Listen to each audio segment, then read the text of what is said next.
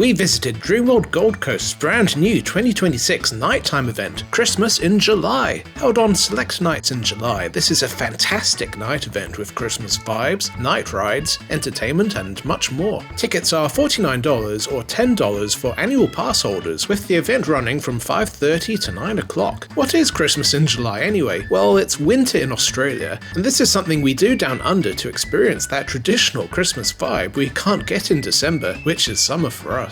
Anyway, on our visit, we arrived early and waited for the park to get dark. It was a beautiful evening, and seeing all the Christmas lights suddenly turn on was so cool. As well as the background music, they had a really good Christmas song selection, mostly classic songs from the 50s and 60s, which was lovely to listen to. The whole park had a ton of Christmas decorations. They were also pretty lit up like that. So were the rides. Just look at King Claw, hubba hubba. I like the little Christmas corner down in Buzzsaw's old area, which had a lot of photo ops and looked awesome at night. You could see the car park from here, and wow, look at all those cars coming in. Hot tip, always get to these events early. Anyway, we continued exploring the park, enjoying the ambiance and vibe, which was a bit hard for me personally that visit, as I had some pressing work issues that kept distracting me and pulling me away, but even with all that, I really enjoyed the night. The stuff for the Winterfest event, which is held during the day, is still up and running, such as the food stands, toboggan, and ice skating. Sadly, no Belinda's Ice Palace, which was a shame, but there were lots of other activities you could do. They had the exact same Kenny Koala Christmas show as from the Christmas night markets during actual Christmas, as well as a brand new elf dance show, which I sadly missed. It looks pretty cool with all the snow falling down.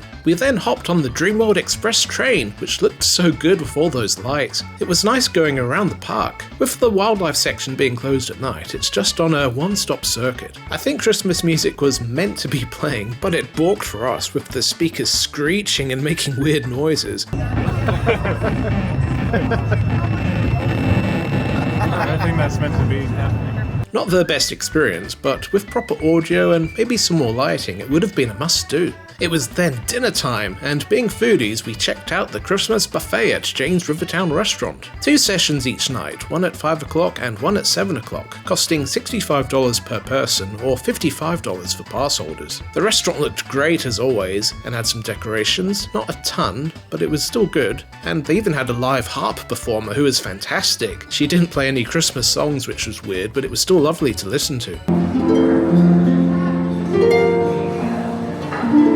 Food-wise, it's your traditional Christmas-style offering with various meats and roast food, as well as cold seafood for the Aussies. A few desserts and breads too. As a picky vegetarian, I was quite disappointed in the selection myself. You know, there really wasn't much I could eat. I literally just had chips and vegetables. For me personally, I didn't think the buffet was worth it, but I can understand it being enjoyable for meat eaters. Hopefully they can add a more diverse food offering in the future for us veggies. Heck, they do so at the village parks. Never had a problem there with the food. Anyway, after that we headed to the front of the park to watch the fireworks. This is something the park have recently started doing at events, and it was nice to see it return. Located right behind Steel Taipan, so you can get a good view from multiple areas in the park, with Dreamworld recommending you watch it by the Giant Drop or Steel Taipan itself. Being rebels, we saw it by the Dreamworld Globe, and it was a decent spot. The fireworks were really enjoyable, with Christmas music playing in the background. You know, it was just a lovely vibe. Lasted just under 5 minutes. So overall, I was very impressed with the event, especially considering it's a brand new one, you know, something they're trying for the first time.